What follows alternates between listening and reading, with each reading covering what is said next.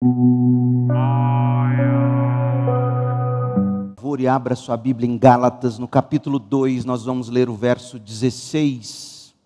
Vamos ouvir a palavra do Rei. Vamos ler juntos. Gálatas 2, 16. E eu quero falar com vocês hoje sobre fé. Uma grande necessidade, uma velha necessidade de todo mundo, fé.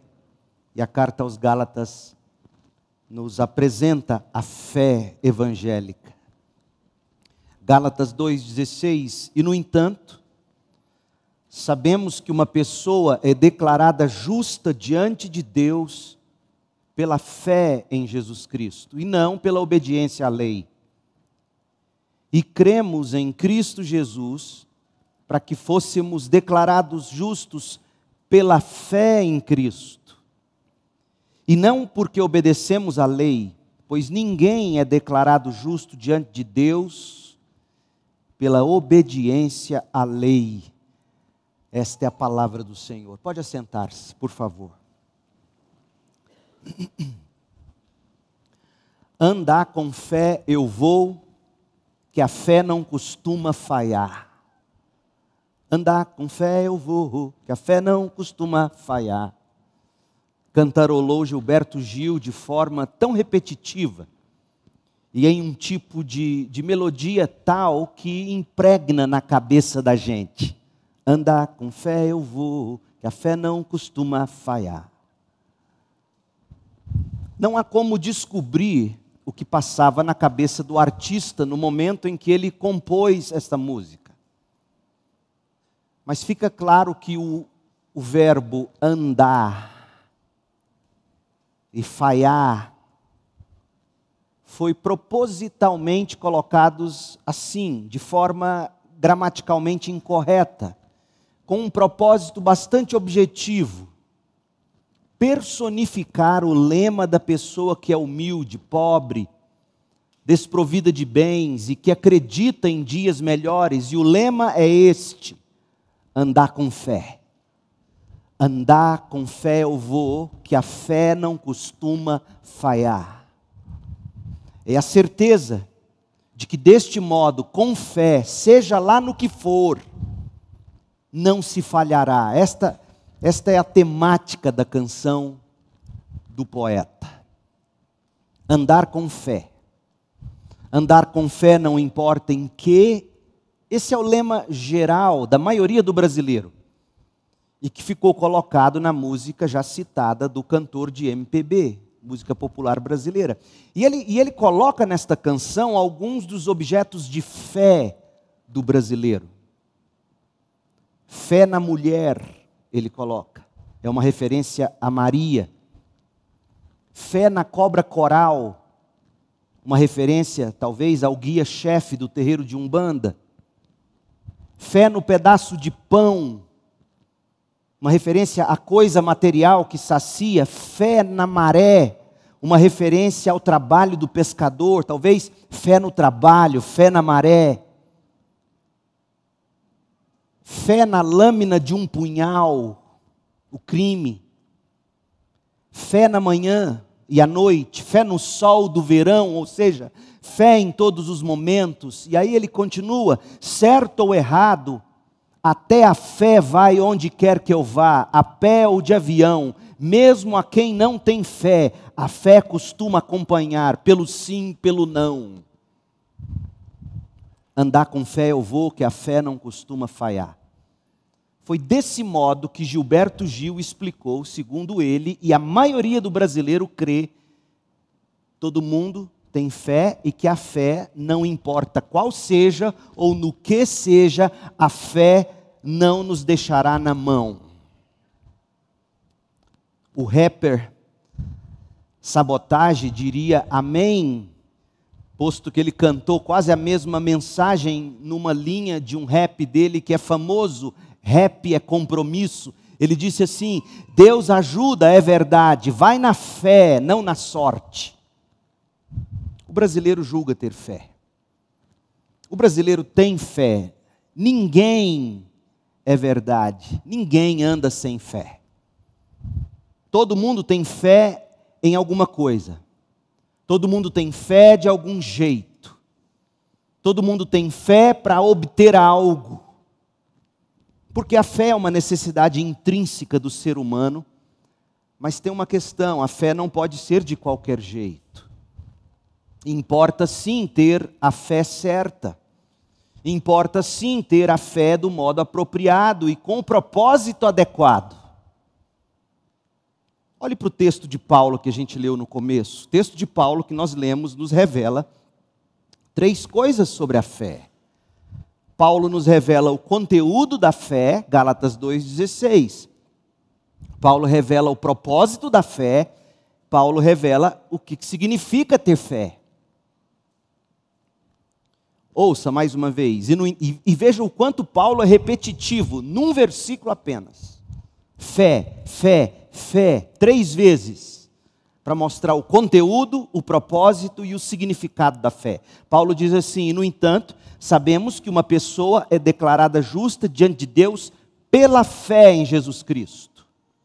Esse é o propósito da fé, ou melhor, o conteúdo da fé. Fé em Jesus Cristo. A pessoa é declarada justa com fé em Cristo Jesus. A fé não é em qualquer coisa. A fé é em Cristo. E aí ele vai nos mostrar o propósito. O propósito é ser declarado justo. É ser aceito diante de Deus. É ser recebido como alguém que foi pelo próprio Deus declarado justo por tudo que Jesus fez em sua vida e morte no lugar do pecador. Então, o conteúdo da fé é Cristo. O propósito da fé é nos declarar justos diante de Deus. E o que é fé? Paulo diz: fé é fé somente. Ninguém é declarado justo pela fé mais a obediência. Fé é fé somente, sem qualquer adição nossa pelo que fazemos. Por exemplo, obediência à lei, como passaram a fazer os crentes da Galácia, para os quais Paulo escreveu essa carta. Portanto, essa é a tese de Paulo do começo ao fim nesta carta. A vida cristã, do começo ao fim, se dá pela fé somente em Cristo, para a nossa justificação diante de Deus e para a nossa santificação para a vida eterna, sem que façamos qualquer coisa para merecer ou para contribuir com a salvação. Fé e fé somente. Os Gálatas, eles começaram bem a vida cristã, como a maioria de nós. Se você é um pouco mais antigo entre os batistas, se você é o que se costuma chamar de eu sou um batista dos antigos,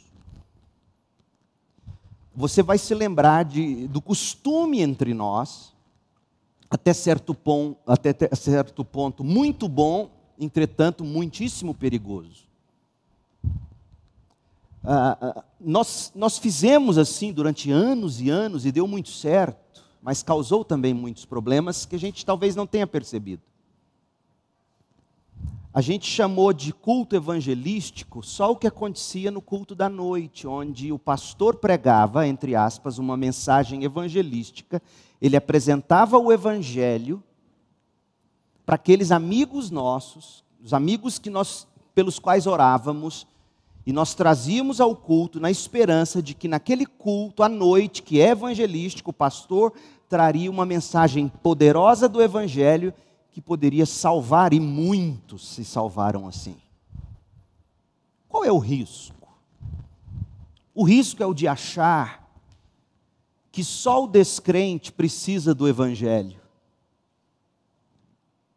O culto da manhã, que nós chamávamos de culto doutrinário, etc., ele tem que ter evangelho tanto quanto o evangelístico, e nesse sentido, todo e qualquer culto ele tem que ser evangelístico e doutrinário e evangelístico, porque o evangelho ele não é apenas para salvação, o evangelho é para santificação. É o que Paulo ensina. Se você ler o Evangelho de João, nós temos estudado o Evangelho de João, vamos voltar a ele em breve, assim que terminarmos essa série nas cartas de Paulo, Deus permitindo, você olha para o Evangelho de João e você descobre que João escreveu aquele Evangelho para que pessoas que não fossem crentes lessem aqueles milagres e as narrativas que João, inspirado pelo Espírito, selecionou e colocou, mas também para aqueles que, uma vez já tendo crido, continuassem crendo na medida em que revivessem o Evangelho pela leitura da Bíblia. Então, o que aconteceu com os Gálatas, guardadas as proporções, é muito parecido com muitos crentes batistões, por exemplo. Converteram-se pela fé em Jesus somente e passaram a viver a vida cristã em ativismos, em atividades que, segundo se crê, muito bem intencionadamente, é o que vai nos levar para o céu. Então, se os Gálatas, por exemplo, diziam que você precisava da fé em Jesus mais a circuncisão, por exemplo, muitos acreditam que você tem que ter a fé em Jesus e mais algum sacrifício especial. Aquele tipo de vida piedosa, aquele preço de oração que a pessoa tem que pagar. É como se essas coisas que a gente faz em termos de espiritualidade fosse o que vai garantir a nossa salvação. Olha como ele é piedoso, olha como ela é piedosa. Então, os Gálatas, eles começaram a vida cristã pela fé, mas eles rapidamente abandonaram o percurso inicial e passaram a trilhar um novo caminho baseado em obras. Uma direção que Paulo considerou espantosa. Tanto porque era na direção oposta da verdade, quanto pela velocidade, foi muito rápido. Muito rapidamente os Gálatas deixaram o puro evangelho pelo evangelho falso. Muitas vezes a gente tem medo, por exemplo, na medida em que a igreja cresce, a gente tem medo de a igreja se perder. É verdade. Mas você tem que se lembrar que essas cartas de Paulo, elas foram escritas assim, num período curtíssimo de 3, 4 anos. Em 3, 4 anos, as igrejas primitivas já estavam, de alguma forma, começando a desviar, e por isso as cartas foram escritas. Então, esse privilégio de facilmente podermos nos desviar não é só do nosso tempo. Sempre foi assim. Ou a igreja morre porque ela não cresce, ou ela morre enquanto ela cresce. Esse é o perigo. Porque a igreja que também não cresce, se vangloriando de ser a igreja pura e verdadeira, ela já morreu há muito tempo. Porque ela não está fazendo discípulos, ela não está alcançando pessoas, ela está morta, mantendo uma tradição. Mas a igreja também pode morrer enquanto ela cresce. Ela pode perder o evangelho, como estava acontecendo com os Gálatas. E por causa disso, Paulo, a carta aos Gálatas é um ataque contundente contra o evangelho falso, o evangelho das obras. É uma defesa vigorosa do evangelho da fé somente, o evangelho da graça gratuita. Graça para nos salvar, graça para nos santificar, e se nessa santificação Deus precisar nos tornar ricos, Ele vai nos tornar. Se precisar que Ele arranque de nós tudo que construímos, Ele arranca, porque é melhor entrar no céu perdendo tudo que ganhamos, do que manter tudo e não chegarmos lá. Jesus é radical, ele diria, é melhor arrancar um olho, arrancar uma mão, do que enxergar com 2 olhos e ter 2 mãos sadias e ir para o inferno. Era assim que Jesus e Paulo levavam com seriedade a vida cristã. Nós hoje, vamos ser honestos. Então Paulo está falando da graça gratuita, aquela graça que salva pela fé somente, aquela graça que santifica pela fé somente. A fé somente é necessária para nos salvar e nos santificar. mas os Gálatas tropeçaram na caminhada. John Stott foi um dos maiores expositores bíblicos do século XX. Ele nasceu em 1921 e morreu em 2011. Pensa num velhinho que pregava. Vocês iam amar o John Stott. Ele é o único que eu já vi que em 15 minutos ele fazia uma exposição bíblica penetrante. Eu não dou conta. O velhinho fazia. E Bíblia, não era contar história 15 minutos. Você ficava assim. Comentando sobre a carta aos Gálatas, ele escreveu assim: os Gálatas convertidos que tinham recebido o evangelho da graça, estavam agora se desviando para outro evangelho. Um evangelho de obras. Eles não negavam, ouça, esse é o perigo, eles não negavam a necessidade de se crer em Jesus para se receber a salvação. Não, tem que crer. O problema é o que eles enfatizavam. Eles enfatizavam a necessidade de se ser circuncidado e também de se observar a lei, ou seja, era preciso deixar que Moisés terminasse o que Cristo começara. Você crê, Jesus começa a sua salvação, e você se circuncida, você segue os ritos religiosos, você cumpre a lei, e Moisés termina o que Cristo começou. Ou melhor, Stott continua, você mesmo deve terminar por meio de sua obediência à lei o que Cristo começou. Gente, são muitos mesmo entre evangélicos que ainda hoje definem deste modo a vida cristã e praticam deste modo a sua fé. Eles creem em Deus, eles creem em Jesus Cristo, mas buscam também, de algum modo, contribuir para conquistar o favor de Deus. Tanto para a salvação, como para algum benefício terreno. Paulo diria, como ele diz no verso 6 do capítulo 1, que absurdo, porque vida cristã é fé do começo ao fim, fé no Evangelho, o Evangelho da graça gratuita. Gálatas é uma carta menor que 1ª e 2ª aos Coríntios, é uma carta menor que a carta aos Romanos. Gálatas tem 6 capítulos, 149 versículos. Gálatas foi a primeira carta que Paulo escreveu. Gálatas é um dos primeiros documentos do cristianismo. Gálatas e a carta de Tiago são os documentos mais antigos do Novo Testamento. Tiago foi escrito primeiro e Gálatas logo em seguida. Paulo escreveu aos Gálatas estando na cidade de Antioquia da Síria, por volta do ano 49 depois de Cristo. Ele escreveu esta carta antes do concílio em Jerusalém, que foi no ano 50 aproximadamente. No capítulo 2, no verso 11, ele menciona onde ele se encontrava, Antioquia da Síria. Quem eram os Gálatas? Os Gálatas foram algumas igrejas que Paulo ajudou a organizar na região que hoje é Turquia.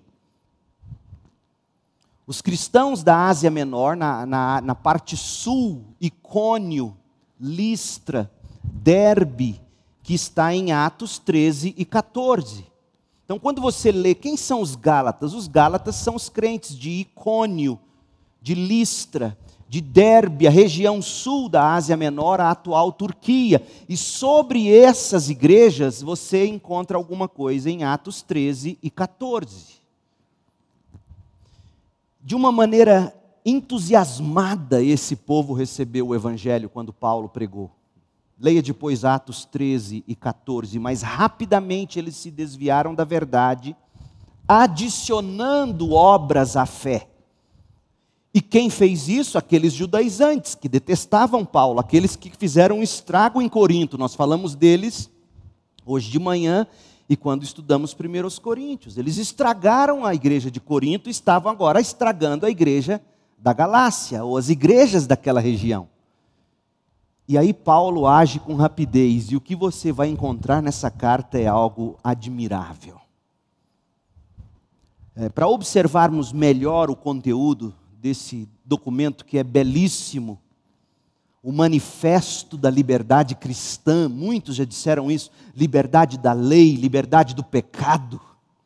Martinho Lutero amava tanto essa carta que ele disse que se casou com ela. A mulher de Lutero se chamava Catarina. Meu sonho era que a Isabela tivesse chamado Catarina ou Helena, mas como era a vez da crise, escolheu Isabela e não poderia ser mais bonito. Mas Catarina é meu preferido. Mulher de Lutero. E Lutero dizia, eu me casei com Gálatas. Gálatas é minha Catarina. Ele falava assim. Ele amava essa carta. E essa carta foi escrita de um modo que dá para a gente dividi-la em 3 partes. E como ela é uma carta menor, prepare-se, porque nós vamos ler praticamente ela inteira. Está pronto? Apertem os cintos. E vamos nessa. O irmão Osair orou para Deus nos abençoar com a porção. Ele vai dar para nós uma refeição inteira, Osair. Um livro inteiro. Vamos lá. Primeira parte. Olha como é que Paulo é sábio. Porque quando ele começa a combater os judaizantes, eles falam, na verdade, esse evangelho é de Paulo, ele é que está inventando isso. O nosso evangelho não, a obra, a gente tem como ligar isso até Moisés. Novo é Paulo, doido é Paulo. Aí Paulo, em primeiro lugar, capítulo 1 até o capítulo 2, final do capítulo 2, então capítulo 1 e 2, é Paulo dizendo, o meu evangelho é o evangelho apostólico. Ele tem origem divina, não humana. Capítulo 1 e 2, Paulo vai mostrar a origem divina do evangelho no qual depositamos nossa fé. Veja que a fé, quando Paulo fala de fé, ele não dissocia fé de um conteúdo. E o conteúdo da fé, fé não é um mero sentimento. Fé é você crer numa verdade proposicional, em algo objetivo, revelado, dito. E Paulo diz, a fé que salva, a fé que santifica, pela graça, é a fé no Evangelho, que não tem origem humana, tem origem divina, capítulo 1 e 2. No capítulo 3 e 4, Paulo vai dizer qual é a essência indissolúvel desse Evangelho no qual nós cremos. Ele é divino, capítulos 1 e 2. Ele é sólido, indissolúvel, capítulo 3 e 4. E aí Paulo, no seu melhor estilo, capítulos 5 e 6, ele vai mostrar que tipo de vida a fé no Evangelho divino, indissolúvel, produz. Então Paulo é do tipo de pastor que talvez você não fosse gostar dele. Porque geralmente você prefere quem é prático, chega aqui e diz o que tem que ser, como você tem que fazer, ora por você, Deus te abençoe, semana abençoada, volta para casa. Não. Em 2 capítulos, Paulo mostra a prática, capítulos 5 e 6. Mas ele gastou 4 capítulos para dar a teoria. Ele fez assim aos Romanos, ele faz assim aos Efésios. A maioria das cartas de Paulo é doutrina, evangelho, conteúdo. E no final ele aplica. Então, capítulos 1 e 2, a origem divina do evangelho, no qual a gente põe a fé.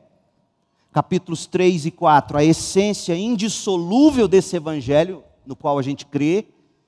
E capítulos 5 e 6, a vida que é fruto do evangelho no qual temos fé. Que vida é essa? Que jeito que evangélico tem que viver? É isso que Paulo vai dizer. Então vamos lá. A origem divina do evangelho. A fé bíblica, Paulo vai dizer, ela tem um conteúdo, ela não é subjetiva, ela não é abstrata. E o conteúdo dela veio de Deus.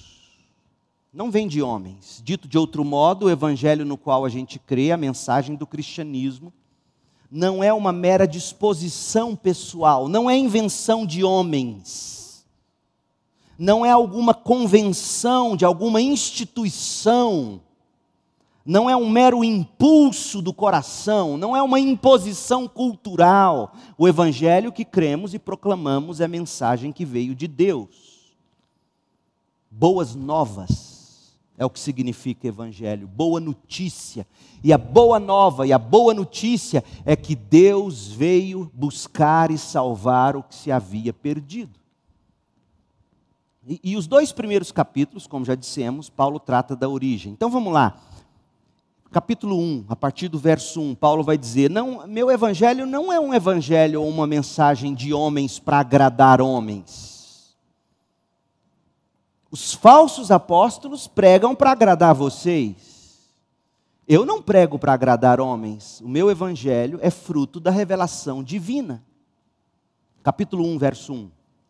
Eu, Paulo, apóstolo, nomeado não por um grupo de pessoas, nem por alguma autoridade humana, ou seja, não foi um guru que me ungiu, não é um grupo, não foi uma instituição humana, mas eu fui nomeado pelo próprio Jesus Cristo e por Deus o Pai, que ressuscitou dos mortos. Escrevo esta carta com todos os irmãos que estão comigo, às igrejas da Galácia. A propósito, parece que Paulo, quando escreveu essa carta, estava, ele estava em Antioquia da Síria. Quando ele escreveu 2 aos Coríntios, ele estava na região da Macedônia chamada Filipos. Falando aqui agora, eu me confundi. 2 aos Coríntios, ele escreveu de Filipos. Essa carta ele escreveu de Antioquia da Síria, e ele diz: eu tenho irmãos aqui comigo, que estão escrevendo da Galácia, e eu quero que vocês saibam que eu não estou fazendo isso com qualquer autoridade de homens ou de grupo de pessoas. O próprio Deus, o próprio Cristo, que ressuscitou dos mortos, foi quem me chamou e me comissionou para o apostolado. Então, isso aqui é tão importante, porque quando você está lendo uma carta de Paulo, quando você está lendo Gálatas, você está lendo uma mensagem que vem direto de Deus. Tome nota disso, tome consciência disso. Você não está lendo opinião de Paulo. Você está lendo uma revelação de Deus. Você quer revelação de Deus? Leia Gálatas. Verso 10. Acaso estou tentando conquistar a aprovação das pessoas, ou será que procuro a aprovação de Deus? Se meu objetivo fosse agradar as pessoas, eu não seria servo de Cristo, eu não seria pastor, eu não seria missionário, eu não seria crente. Irmãos, quero que vocês entendam que a mensagem do Evangelho, a mensagem das boas novas, por mim anunciada, não provém do raciocínio humano. Não a recebi de fonte humana, e ninguém ensinou isso a mim. Ao contrário, eu a recebi por revelação de Jesus Cristo. Vocês sabem como eu era quando eu seguia a religião judaica, como eu perseguia com violência a igreja de Deus. Não medi esforços para destruí-la. Superava a muitos dos judeus da minha geração, sendo extremamente zeloso pelas tradições dos meus antepassados. Como é que vem aí esses falsos apóstolos dizerem que a minha mensagem é mensagem de homens? Contudo, ainda antes de eu nascer, Deus me escolheu e me chamou por sua graça. Foi do agrado de Deus revelar seu Filho a mim, para que eu o anunciasse aos gentios, a quem não é judeu, a vocês aqui de Icônio, Listra, Derbe. Foi Deus mesmo que me escolheu antes de eu mesmo nascer. Foi do agrado dele revelar o Filho a mim, para que eu agora anunciasse a vocês. Quando isso aconteceu, eu não consultei ser humano algum. Tampouco subi a Jerusalém para pedir o conselho daqueles que eram apóstolos antes de mim. Não é a igreja de Jerusalém que valida a minha mensagem, é isso que ele está dizendo. Ele destruiria o papado católico romano. Ele destruiria, ele diz, não é a sé romana, não são os apóstolos em Jerusalém, não é isso. Em vez disso, eu fui à Arábia, O que é a Arábia na tradição judaica cristã? Fui à Arábia e depois voltei à cidade de Damasco, então passando 3 anos. Depois de 3 anos é que eu fui conhecer Pedro.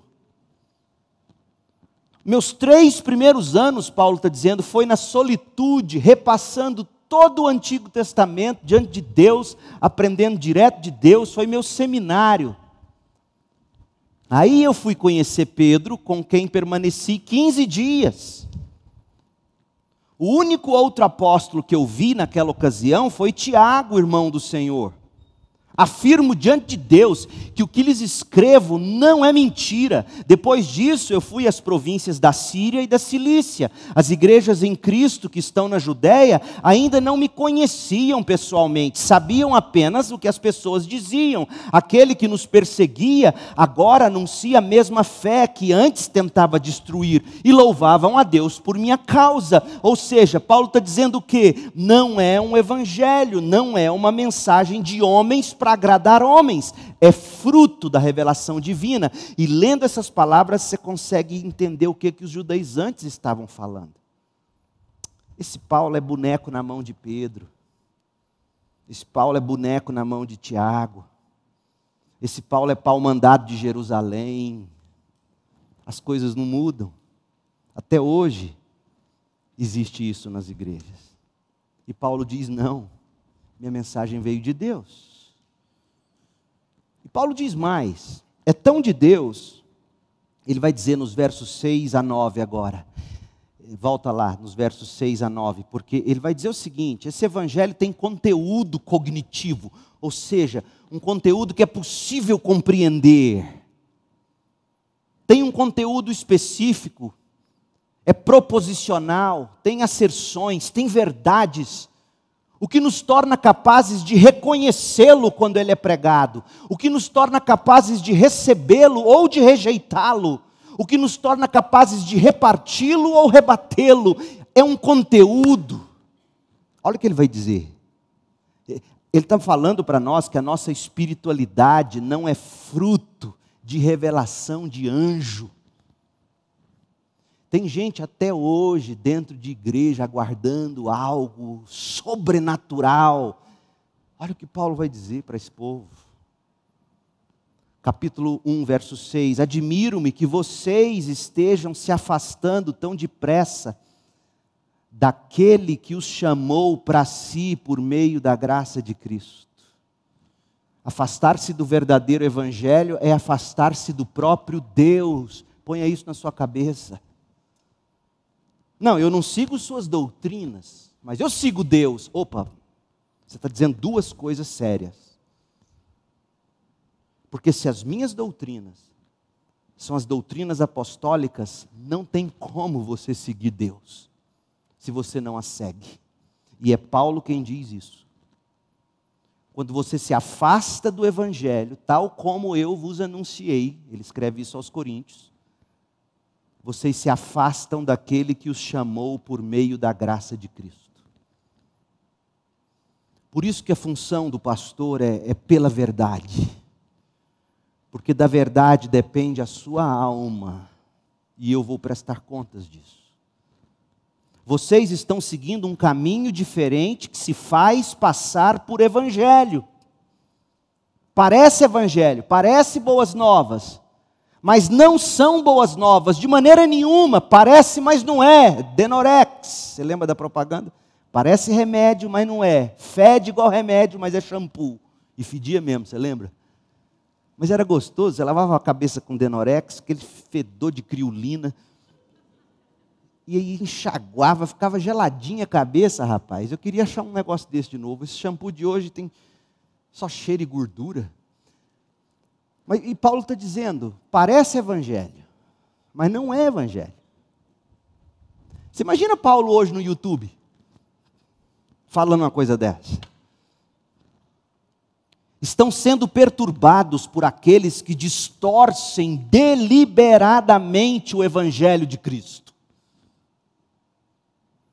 Que seja amaldiçoado qualquer um, incluindo nós apóstolos, ou mesmo um anjo do céu, que anunciar evangelho diferente do que nós lhes anunciamos. Repito o que disse antes: se alguém anunciar boas novas diferentes da que vocês receberam, que seja amaldiçoado. Ou seja, a verdade divina expressa no evangelho é um conteúdo definitivo, proposicional, assertivo, verdadeiro.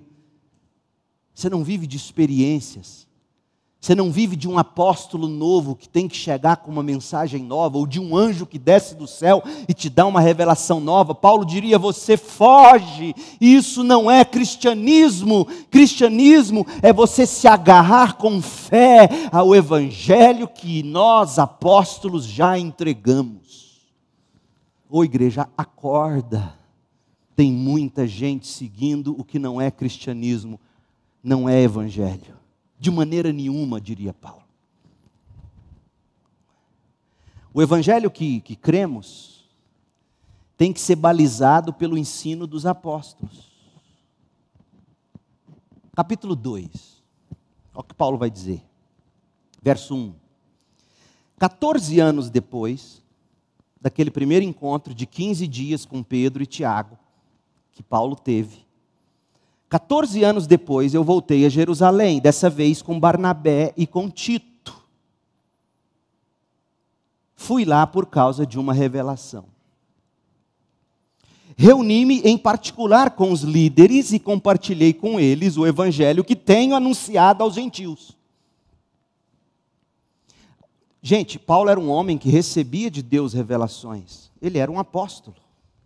Uma das marcas do apostolado era esse tipo de revelação direta. Operação de milagres de forma sobrenatural, de forma muito incomum. Era parte de ser apóstolo. Mas o que eu quero que você enxergue é que esse homem que recebia de Deus revelação direta, sentiu em algum momento a necessidade de checar o que ele pregava com o que estava sendo pregado em Jerusalém. Isso é lindo. Ele queria ouvir o que se pregava lá, e queria dizer o que ele pregava cá, e queria dizer, é o mesmo evangelho. Aí ele continua. Queria me certificar que estávamos de acordo, pois temia que meus esforços anteriores e presentes fossem considerados inúteis. Mas eles me apoiaram e nem sequer exigiram que Tito, que me acompanhava, fosse circuncidado, embora Tito fosse gentil. Ele está dizendo, nem Pedro, nem João, nem Tiago, quando eu voltei lá a Jerusalém, 14 anos depois, para checar meu evangelho, levei Barnabé comigo, levei Tito. Tito nunca foi circuncidado. Os apóstolos de Jerusalém ouviram o meu evangelho, disseram, é esse o evangelho, e não pediram que eu circuncidasse Tito.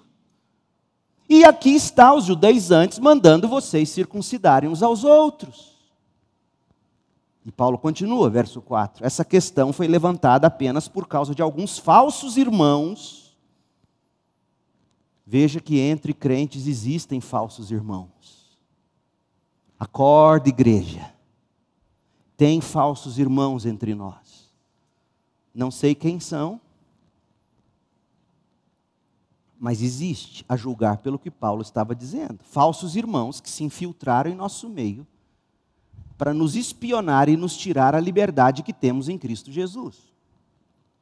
Sua intenção era nos escravizar, mas não cedemos a eles, nem por um momento, a fim de preservar a verdade do Evangelho para vocês.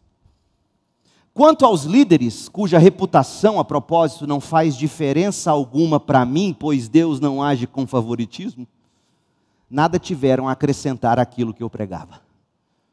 Que líderes eram esses? Pedro, Tiago, João.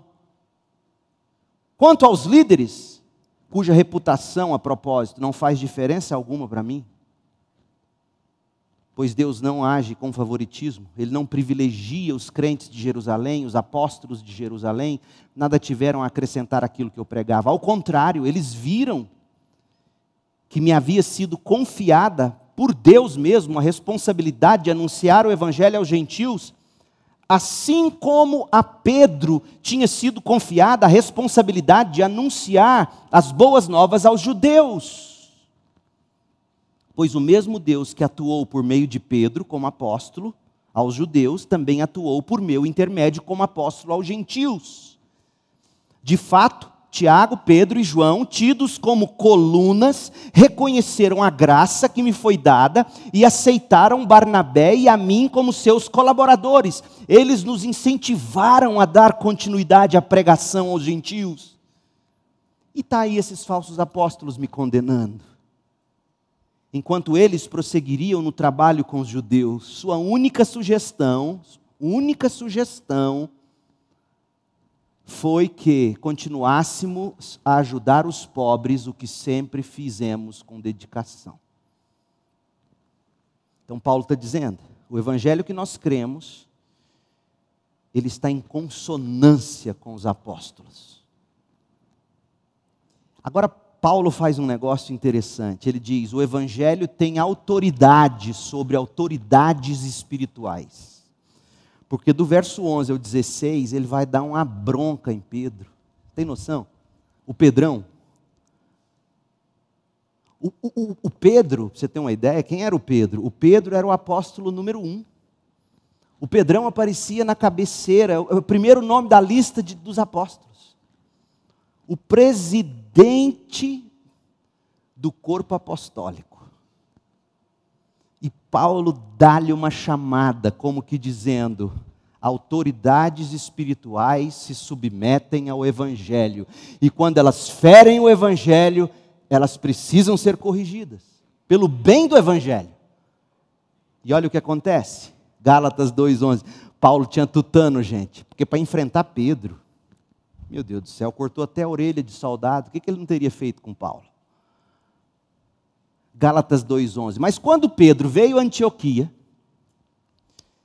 esse Pedro que apoiou meu evangelho, esse Pedro que concordou comigo, concordou com Barnabé, esse Pedro que não exigiu que a gente circuncidasse Tito, quando ele veio a Antioquia, eu tive de me opor a ele abertamente. Eu tive que dizer, Pedro, discordo, pois o que você fez foi muito errado. Imagina Pedro, Paulo, nós estamos em público, vamos ali no cantinho. Não, está errado. No começo, quando Pedro chegou, ele comia com os gentios. Aí ele está contando o que o Pedrão fez de errado. No começo, quando chegou, ele comia com os gentios. Mais tarde, porém, quando vieram alguns amigos de Tiago, lá de Jerusalém, os judeusão, convertidos, então está aqui Pedro comendo com os vikings convertidos. E achando uma beleza. Comendo, rindo, ouvindo as histórias. Aí ele olha para o lado, está entrando aqueles de Beca de Jerusalém. Sabe os batistão tradicional assim chegando? E aí Pedro. Aí olha o que acontece. Mais tarde, porém, quando vieram alguns amigos de Tiago, começou a se afastar. Com medo daqueles que insistiam na necessidade de circuncisão. Como resultado, outros judeus imitaram a hipocrisia de Pedro. Olha o risco de um homem da envergadura de Pedro fazer errado. Ele começa a arrastar outros. Por isso que na igreja é perigoso porque você arrasta outros. E Pedro estava errado. O evangelho de Paulo, Pedro mesmo tinha conferido, era certo, e agora por que ele está assim? Temor do homem. Como resultado, outros judeus imitaram a hipocrisia de Pedro, e até mesmo Barnabé, que andava com Paulo, se deixou levar por Pedro. Quando vi que não estavam seguindo a verdade do evangelho, eu disse a Pedro diante de todo mundo, eu queria estar lá para ouvir Paulo falando isso a Pedro. Se você, Pedro, que é judeu de nascimento, vive como um gentio e não como judeu, por que agora você obriga esses gentios a viverem como judeus? Se você não dá conta de viver o que você prega com tanto rigor, Para que exigir isso do outro? Você e eu somos judeus de nascimento e não pecadores, como os judeus consideram os gentios. E no entanto, sabemos, você e eu sabemos, Pedro, nós falamos disso em Jerusalém, que uma pessoa é declarada justa diante de Deus pela fé em Jesus Cristo, e não pela obediência à lei. E cremos em Cristo Jesus, para que fôssemos declarados justos pela fé em Cristo, e não porque obedecemos à lei, pois ninguém, Pedro, você sabe disso, é declarado justo diante de Deus pela obediência à lei. Pedro, você está errado e está arrastando gente, inclusive Barnabé. Meu Deus, o tempo fechou. Mas Pedro foi humilde o bastante para reconhecer e mudar. Pedro estava errado. E Paulo corrigiu Pedro pelo Evangelho.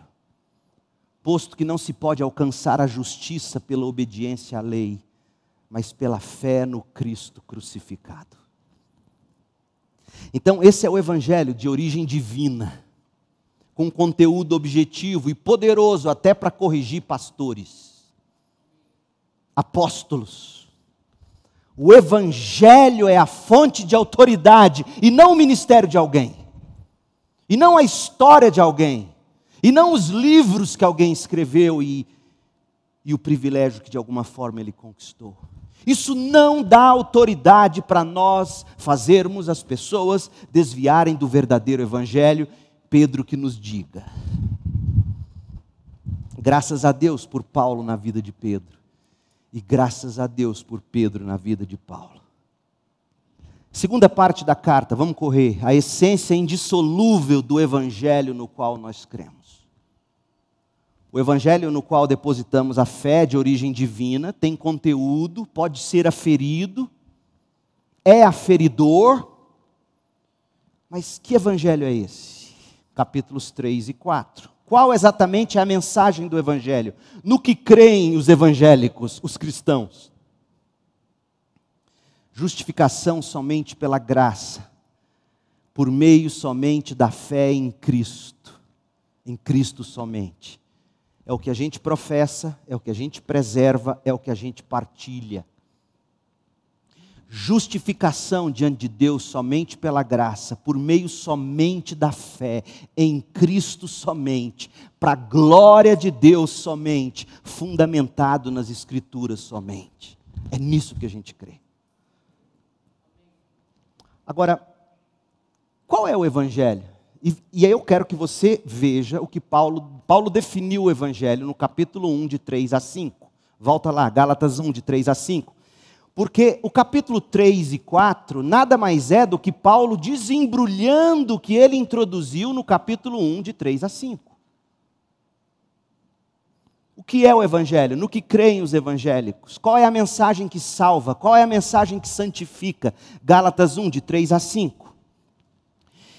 Deus o Pai e nosso Senhor Jesus Cristo lhes deem graça e paz. Esse é o fruto do Evangelho, graça e paz. Paz com Deus, paz com os homens, paz de Deus no coração.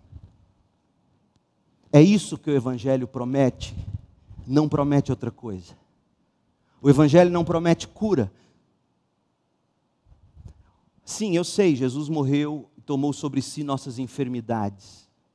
Mas Deus em momento algum prometeu que nós seríamos curados delas agora. Nós seremos curados das enfermidades no céu. No céu. Eu sei que Ele tomou sobre si as nossas enfermidades. O problema é que essa garantia não é para agora. Para agora, o que se tem de promessa é graça e paz. É isso que o Evangelho promete. Graça que abre os olhos para a gente enxergar o que não se consegue enxergar. Graça que abre os olhos para nos convencer do pecado, da justiça e do juízo. Graça que nos leva a Deus com desejo e santas afeições. Isso é graça. O apetite que Deus devolve ou coloca em nós, pelo Espírito, na pessoa de Cristo. Isso é graça. E paz.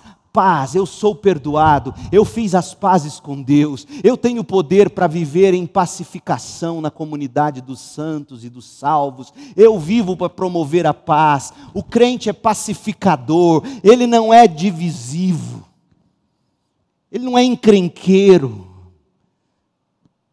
Quando o evangelho está em risco, em amor ele corrige os Pedros.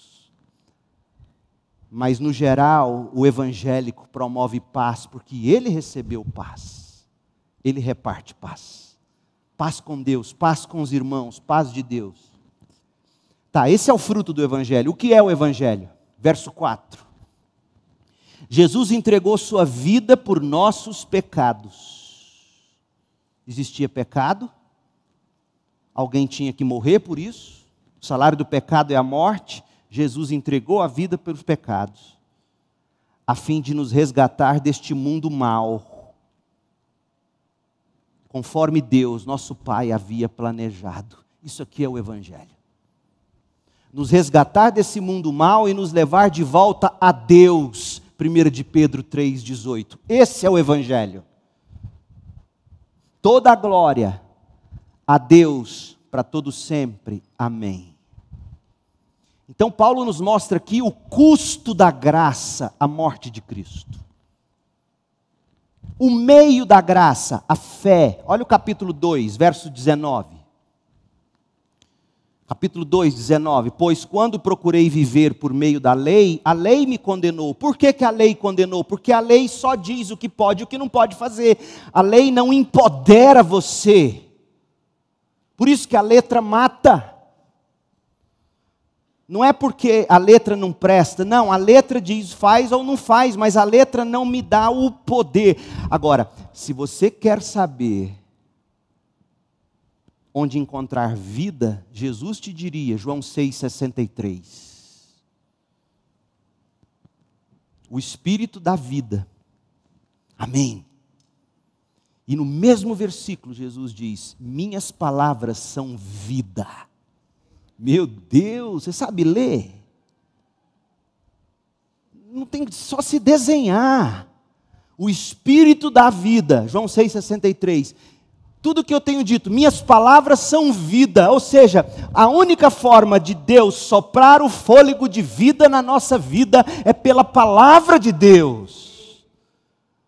Não é em busca de experiências místicas e malucas. A lei sem o Espírito mata, não porque a lei não presta, a lei é boa. O problema é a nossa carne. Então, se eu tentar viver a lei, eu vou ser condenado, porque eu não vou conseguir. Então eu viro e digo, eu morro para a lei. Eu morro, eu não consigo viver, a fim de viver para Deus. Eu fui crucificado com Cristo, eu morro com Cristo, assim já não sou eu quem vive, Cristo vive em mim, e eu vivo neste corpo terreno pela fé no Filho de Deus, que me amou, se entregou por mim.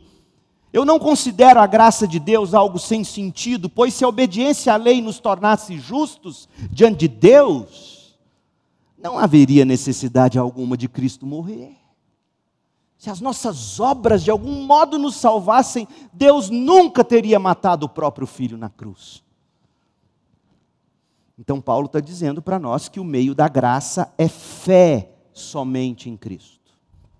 Agora o capítulo 3 e o 4, Paulo vai mostrar aos Gálatas esse conteúdo, ele vai ampliar tudo isso que por isso nós não vamos nos deter tanto nos capítulos 3 e 4, porque o que Paulo vai fazer aqui é ampliar o que ele disse no capítulo 1, de 3 a 5, capítulo 2, 19 a 21, mas o apóstolo, ele vai mostrar o seguinte, ele passa a apresentar uma série de argumentos que explica que a justificação vem somente pela fé e não pelas obras.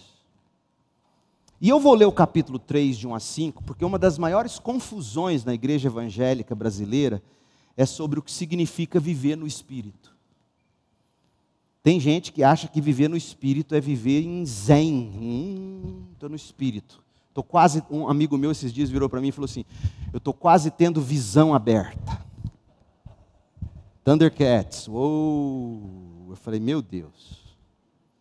O que é viver no Espírito? Gálatas 3. É fé. Olha o que ele vai dizer. Gálatas 3, de 1 a 5. Ó Gálatas insensatos. Quem os enfeitiçou? Jesus Cristo não lhes foi explicado tão claramente como se tivessem visto com os próprios olhos a morte dele na cruz? Ou seja, tudo começou quando explicaram para você a morte de Jesus. Explicação. Vida espiritual nasce de explicação. Acorda, igreja. O que você precisa para nascer de novo é de uma explicação tão clara, que é como se você estivesse enxergando a crucificação, mas é explicação. Não é experiência sem sentido. Jesus Cristo não lhes foi explicado tão claramente, como se tivessem visto com os próprios olhos a morte dele na cruz. Deixe-me perguntar apenas uma coisa: vocês receberam o Espírito porque obedeceram à lei ou porque creram na mensagem que ouviram? Como é que se recebe o Espírito? Crendo, praticando. Isso é andar no Espírito. Verso 3: será que perderam o juízo? Tendo começado no Espírito? Como que eles começaram no Espírito? É bom repetir, porque isso é tão confuso entre nós. Como é que se começa no Espírito? Alguém te explica, como eu estou tentando fazer com o melhor que eu posso. Alguém te explica, você enxerga, o Espírito abre seus olhos, você crê nisso, é isso. Você tem o Espírito. Fruto de explicação, meu povo. Se cérebro não fosse importante, nós teríamos a cabeça de uma mula, e tem muito crente que é mais mula do que gente. Deus nos deu cérebro para entender explicações, através das quais o Espírito nos fisga, e a gente crê e anda no Espírito, e recebe o Espírito, no momento em que ouve a mensagem explicada. E aí Paulo diz, viver diferente disso é perder o juízo. Vocês perderam o juízo? Vocês perderam o juízo, Gálatas. Vocês começaram no Espírito, começaram crendo em explicações, em verdades tão bem explicadas que vocês parecia que estavam assistindo a Netflix. Agora, por que vocês estão tentando tornar perfeito a si mesmos pelos próprios esforços? Continuem crendo em explicações, continuem aprendendo das explicações. Será que foi à toa que passaram por tantos sofrimentos? É claro que não foi à toa. Eu volto a perguntar, verso 5. Ele repete o que ele disse no verso 3. Eu volto a perguntar. No verso 2, aliás, ele repete, verso 5. Acaso Deus que lhes deu o Espírito, Deus que realizou milagres entre vocês, por que ele fez isso? Porque vocês obedeceram à lei? Ou porque creram na mensagem explicada que vocês ouviram? Quando se ouve a mensagem explicada e quando se crê, se tem o Espírito e se experimenta milagres. Você quer culto de milagre? Peça para o pastor explicar a Bíblia 1 hora para você. Entenda a Bíblia. Beba a Bíblia. Compreenda. Queira enxergar o que está sendo dito na Bíblia. E aí Paulo apela à experiência dos próprios Gálatas para dizer o que dá o Espírito, o que traz santificação, não é viver pelas obras, não é viver no seu próprio esforço, não é buscar mensagem de anjos, ou seguir falsos apóstolos, é você crer de novo e de novo naquilo que é muito bem explicado pelos apóstolos. E aí Paulo apela ao conhecimento do Antigo Testamento, capítulo 3, de 6 a 9, ele vai dizer que Abraão foi declarado justo por meio da fé, não pelas obras. A lei e os profetas também testemunharam que todos, de Abraão aos crentes gentios, são justificados pela fé, não pela lei, capítulo 3, de 15 a 18. A lei foi acrescentada até a vinda de Cristo e serviu para expor o pecado, pelo que o pecado é, capítulo 3, 19 e 20. A lei não pode libertar os pecadores do pecado, essa bênção vem somente pela fé em Cristo, capítulo 3, 21 e 22. A lei cumpriu o propósito e cumpre o propósito de nos guiar para Cristo, capítulo 3, 23 a 25.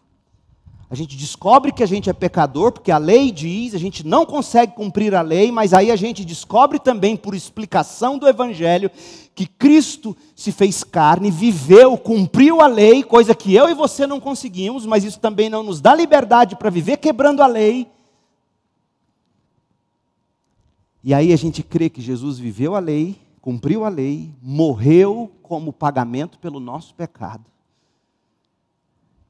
E aí Paulo vai dizer que nós somos adotados, independentemente de nacionalidade, gênero, condição social, capítulo 3, 26 até o capítulo 4, verso 7. E aí ele apresenta uma ilustração tremenda quando ele vai falar do filho de Abraão, de Ismael e de Isaque, vai dizer, aquele de nascimento natural é escravo, Ismael. O filho da promessa é livre. E ele faz uma analogia linda, que aqui eu não tenho tempo para desembrulhar para você, pesquise, corra atrás disso. Mas nos capítulos 3 e 4, Paulo está dizendo que nós somos salvos somente pela fé em Jesus Cristo, que morreu por nós, tomou sobre si, na cruz, a nossa punição.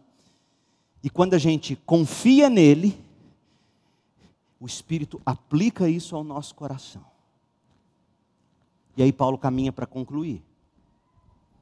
A carta aos Gálatas, como todas as cartas de Paulo, não contém apenas as verdades proposicionais. Ela descreve como é essa verdade na prática, como a gente crê. Em outras palavras, de que jeito o evangélico tem que viver?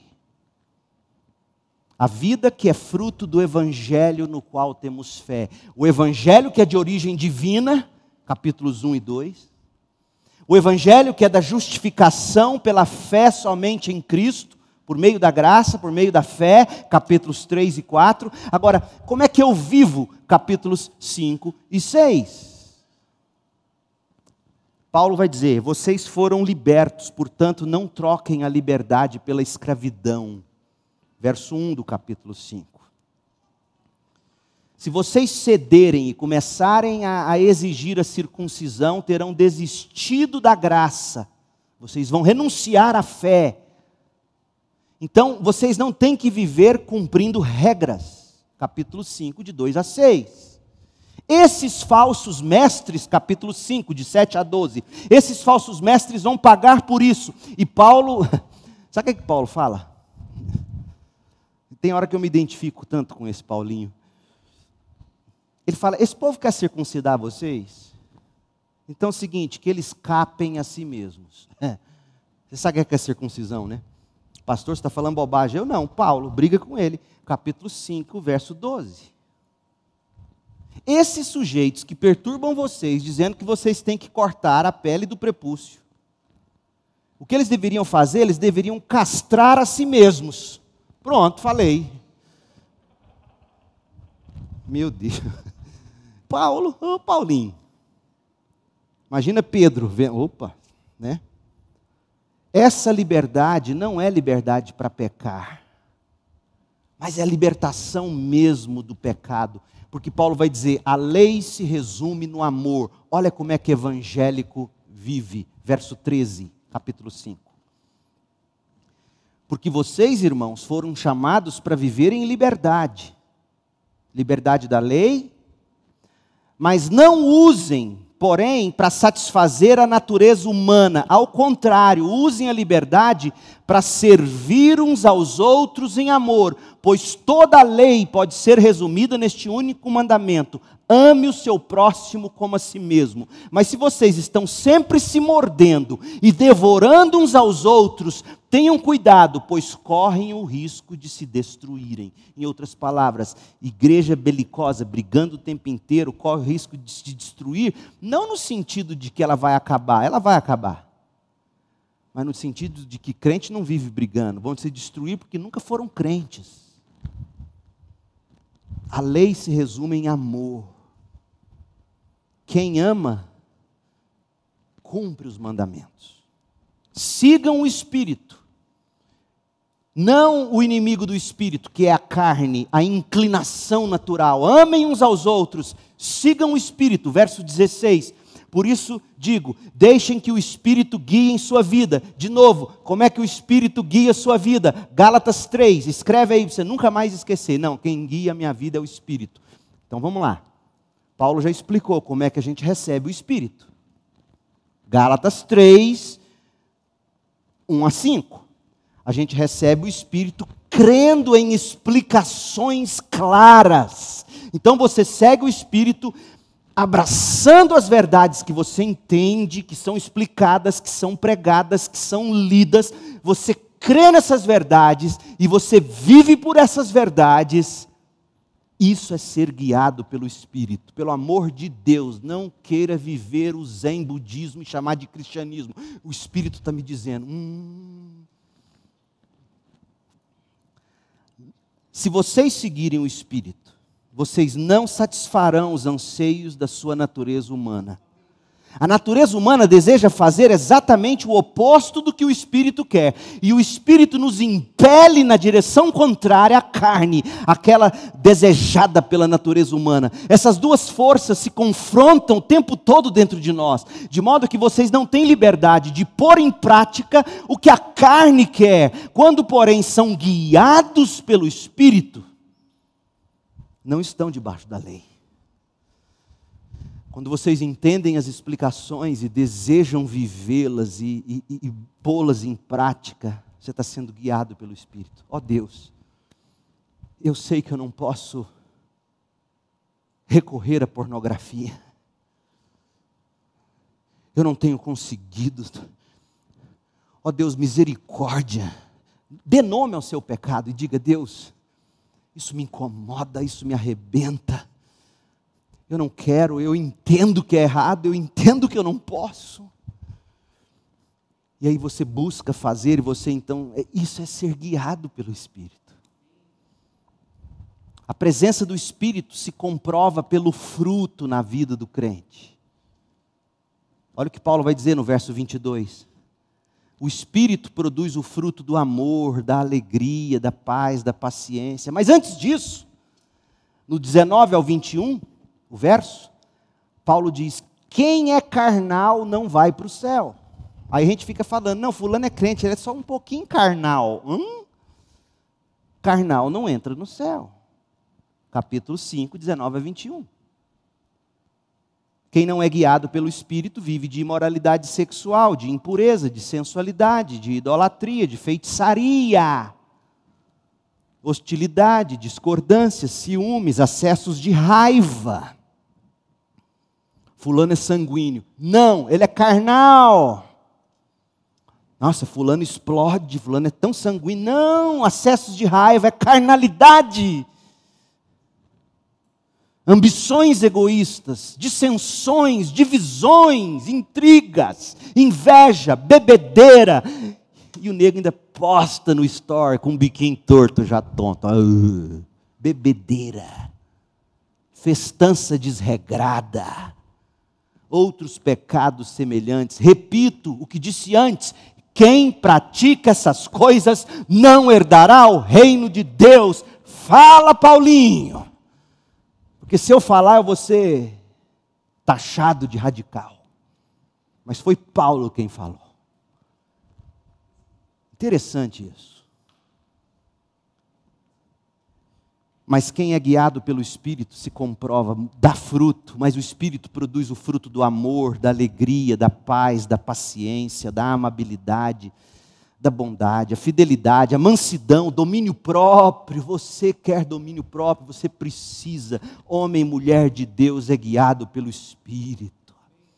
Na minha devoção diária, com esse ano de novo, lendo a Bíblia inteira o ano todo, eu me deparo com Gênesis 2:2, até postei no Instagram e no Twitter.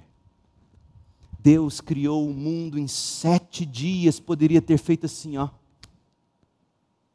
7 dias, aquele ritmo da graça. Deus nos ensinando que todo dia, em cada momento, em cada hora, tem a sua coisa certa para acontecer. O crente, ele ele entende isso, ele olha para o seu Deus e vê o padrão do seu Deus e diz: no dia 1 acontece isso, no dia 2 acontece aquilo, no dia 6, no dia 7 ele para, ele descansa, não porque está cansado, mas porque ele sabe que ele desfruta contemplando tudo de muito bom que ele fez. Isso é domínio próprio, é espiritualidade, não há lei contra essas coisas. Aqueles que pertencem a Cristo Jesus crucificaram as paixões e os desejos da natureza humana. Uma vez que vivemos pelo Espírito, sigamos a direção do Espírito. Como? De novo, Gálatas 3, de 1 a 5. Ouve as explicações, acredita e busca viver. Não nos tornemos orgulhosos, provocando e invejando uns aos outros. Aí Paulo é tremendo. Ô igreja, desculpa, eu vou extrapolar hoje. Mas vamos lá. Olha como Paulo é tremendo, ele vai ensinar, porque na medida em que a gente anda no Espírito, sabe qual é a nossa tentação? É pisar no que não está andando. Olha o capítulo 6. Irmãos, vocês que são guiados pelo Espírito, ou seja, vocês que têm esse fruto e estão buscando viver esse fruto, olha como é que você tem que agir quando o irmão pisar na bola. E isso aqui não é papel do pastor, primariamente, é de cada crente. Não vem dizer para mim o que fulano ou cicrano está fazendo, sem antes você seguir esses passos. Uma vez um jovem de uma igreja me procurou lá em Campinas e falou: pastor, tem uns moços da igreja que estão fumando maconha. Eu falei: eu não quero saber nem o nome. O que é isso, pastor? Não quero saber. Porque se você me disser o nome e não resolver, você vai dizer um dia que você contou para o pastor e ele não fez nada. Você vai fazer o seguinte, aí eu mostrei esse texto. Você vai corrigir esses irmãos. Se não der certo, nós vamos seguir o que Jesus orienta em Mateus. Se não der certo, aí a gente desliga da igreja. Mas a gente tem que começar assim, nós que somos guiados pelo Espírito. Se a gente vê um irmão vencido pelo pecado, com mansidão, você tem que ajudar a trazê-lo de volta para o caminho. E cada um cuide para não ser tentado. Ajudem a levar os fardos uns dos outros e obedeça desse modo à lei de Cristo. Se vocês se consideram importantes demais para ajudar os outros, estão apenas enganando a si mesmos. Não, não vou nem mexer nisso. Você está enganando a si mesmo. Cada um preste muita atenção em seu trabalho, pois então terá a satisfação de havê-lo feito bem e não precisará se comparar com os outros, porque cada um de nós é responsável pela própria conduta. Andem no Espírito. Enxerga um irmão que não está andando, e eu quero te dar minha autorização, se é que eu tenho, para dar. Você, irmão da igreja espiritual, está vendo outro irmão da igreja andando errado, Paulo diz, vai lá e ajuda. E diz, ó, não pode andar assim. Não pode andar assim. Você tem um pacto, você é membro de uma igreja, você é filho de Jesus Cristo, você não pode viver a vida com essa conduta. Eu estou aqui para dizer que estou orando por você e quero te ajudar. E se persistir, Jesus fala, chama testemunha, vai lá de novo. E se persistir, traz para a liderança, para a igreja vai orar por isso. Não mudou, disciplina. Não sou eu que estou dizendo, é Paulo e Jesus. Se vocês têm problema com isso, fala com eles. Eu estou aqui para obedecer. É isso que Paulo está dizendo. A vida que nasce do Evangelho é uma vida que tem que ser vivida no Espírito. E quem não está nessa conduta precisa ser por nós, que andam no Espírito, exortados. Tá bom? Papai e mamãe, vocês são os primeiros a exortar o filho. Filho, você não está vivendo uma vida condizente. Filho, você não pode. Filho, você é crente. Filho, você é membro de uma igreja. Aqui não, meu filho, não pode. E tem pai que faz vista grossa. Não, pastor, o mundo mudou. Bom, cuidem em especial daqueles que ensinam a verdade para vocês. Olha o verso 6. Esse aqui é para aqueles que perguntam, pastor, eu devo dar o dízimo na minha igreja ou eu posso repartir com a outra igreja? Eu não vou falar nada, vou deixar Paulo dizer, verso 6. Aqueles que recebem o ensino da palavra de Deus devem repartir com seus mestres todas as coisas boas. Eu não quero dinheiro para mim, não. Paulo está dizendo, se você está sendo alimentado aqui, reparta aqui. É isso. Entrega o seu dízimo. Você quer abençoar a igreja pequena, dê oferta. Mas Paulo é muitíssimo claro no que diz respeito a você honrar o lugar onde você é alimentado. Outras versões são ainda mais claras no que dizem respeito a isso. E nem sempre nós vamos ver as consequências do pecado sendo punidas ou recebida a devida consequência. Mas no final, Gálatas 6, de 7 a 10. E aí Paulo conclui a carta dele. Ele caminha, ele fala tantas coisas maravilhosas do verso 11 ao verso 18. 3 coisas a gente encerra. Primeiro, existe uma fé que é evangélica. Filipenses 1, 27. Uma fé que tem conteúdo, que é de origem divina. O cristianismo é vivido nessa fé, por essa fé. Não é de experiências com anjos, ou com qualquer entidade espiritual, ou com qualquer novo apóstolo, com novo ensino e com nova revelação para esse tempo. Paulo diria, seja anátema, se ferir o evangelho. A fé evangélica nos liberta do pecado, da morte, mas nos liberta também de vivermos uma vida de barganha com Deus. Santidade para receber benefícios. É santidade, porque sem santidade eu não verei o meu maior benefício, que é o meu Senhor. A fé que me salva é a fé que me santifica. O evangelho é para me salvar, o evangelho é para me santificar. A fé evangélica nos liberta da tendência da carne, das inclinações da carne. E o que é mais impressionante, você reparou no começo ao fim dessa carta que Paulo não deu a bronca nos líderes das igrejas? Ele nem cita os líderes, ele deu a bronca nas igrejas. Ó Gálatas, vocês todos. É como se Paulo estivesse dizendo, tanto o governo da igreja, quanto a preservação, a proclamação do evangelho, são de responsabilidade dos crentes reunidos na congregação.